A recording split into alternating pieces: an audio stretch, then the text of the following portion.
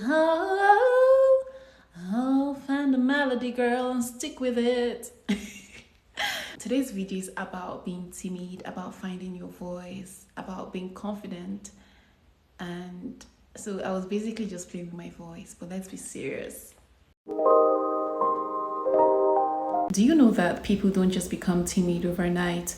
It's rarely ever random. What we often call shyness or being quiet or being withdrawn is usually the result of years of being in environments where our words held no weight, where your thoughts were brushed aside, where your presence was tolerated and not exactly welcomed, and your feelings were dismissed and minimized.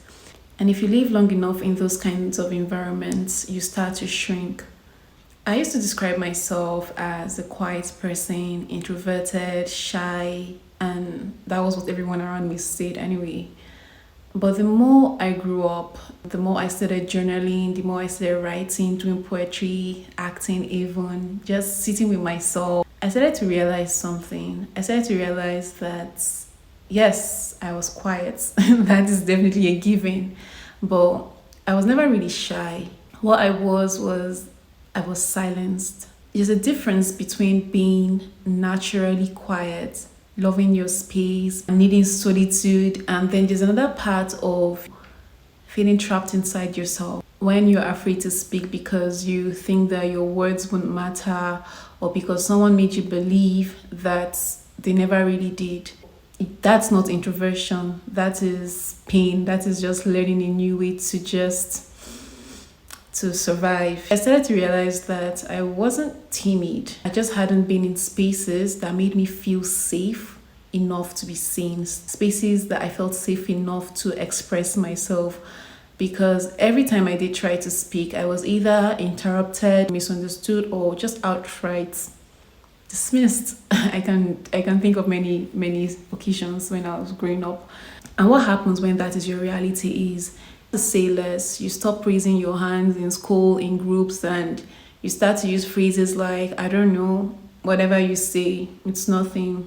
You begin to minimize your truth. You start to shrink until shrinking becomes a habit, and eventually you forget what it's like to actually take up space or to be present.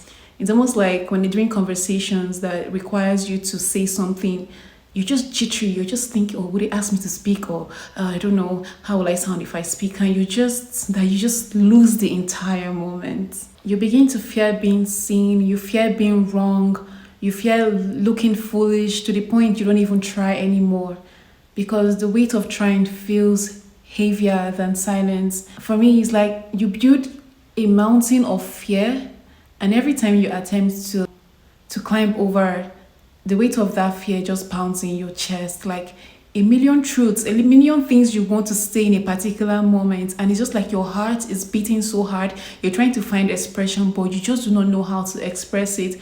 And sometimes, even when you try to express it, you sound like a broken record, and it can be very embarrassing. You just start to stay small, and people call it shyness. But what it really is you're just really protecting yourself from shame. I don't know. Anyway, it took me a while, honestly. It took me hitting really low to the point to realize that I am ultimately responsible for my life. Emanuela, you're responsible for your life, not in a self-blame way, but in a wake-up call kind of way. Yes, you've been hurt. Yes, you were silenced. You were dismissed. Yes, you have 1,000 excuses. Yes, your voice was made to feel invisible, but life doesn't give you a pass for pain. It asks you to heal. It tells you to grow. It tells you to rise above. No one is going to speak up for you. And in this our day and time, if you're not speaking, if you're not showing up, you probably just go home. No one is going to speak up for me the way I need to. No one is going to break the silence for me. I had to start to do the work. Speaking up even when my voice shakes. One of my friends always say, do it afraid. Or when you're called to maybe say a prayer in church, just do it afraid. Who cares? Some people do, but do it afraid. Just taking up space even when it's uncomfortable and learning that it's never really too late to grow. I was talking to a friend. He's been a transformation coach for over 30 years. And I asked him, I was like, yes, there's 1,000 reasons and one why Your voice may have been stolen, why you're justified to be shy and timid. But I was asking, what are the real tools you can use to reclaim your power? And goodness, he gave me gold. He gave me gold. I just loved his response. He likened our voice. He likened our voice to an instrument and how it carries layers like music, and how, like music, we can learn to combine different elements intentionally to express ourselves fully. And then he broke it down interestingly to 6 elements in making this music. He broke it into 6 elements of becoming powerful in your voice. He said, one is warmth. How do you sound? Is there like a softness? Is there like safety and openness to your voice?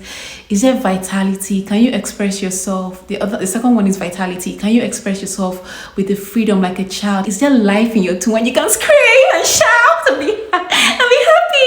And is there like presence? Are you rooted in now, or are you stuck in the past or in the future? Do you know how to be present in a moment? And he talked about strength. Like, do you speak with firmness? Do you speak with conviction? Are you confident? Then the other one was inspiration. How do people feel something when you speak? Are they inspired? I can say, oh, eat that food, like, and you're inspired to eat. Or like, are they moved by your energy? And the last one is authenticity.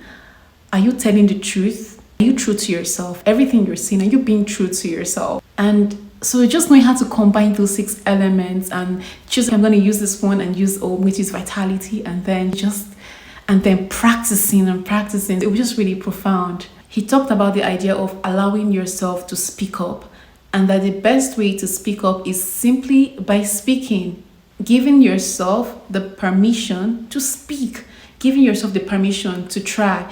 It's like learning a new language.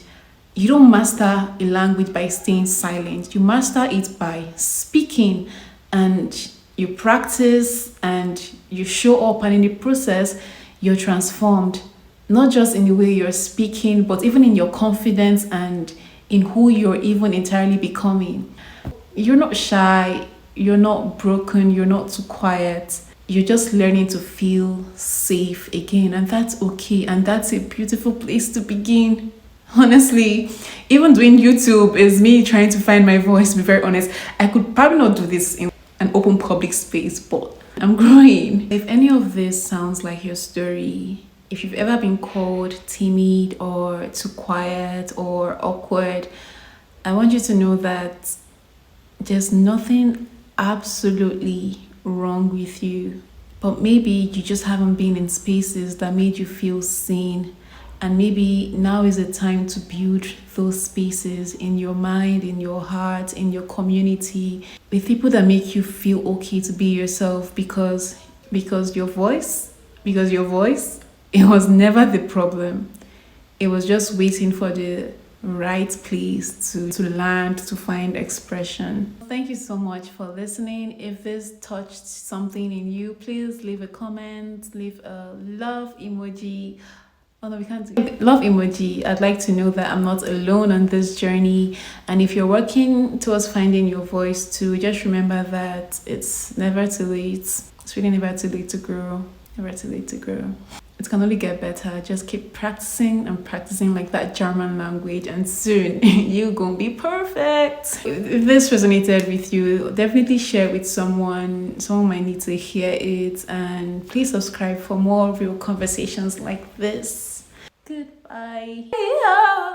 Sorry, it's find your speaking voice, not your singing voice, girl.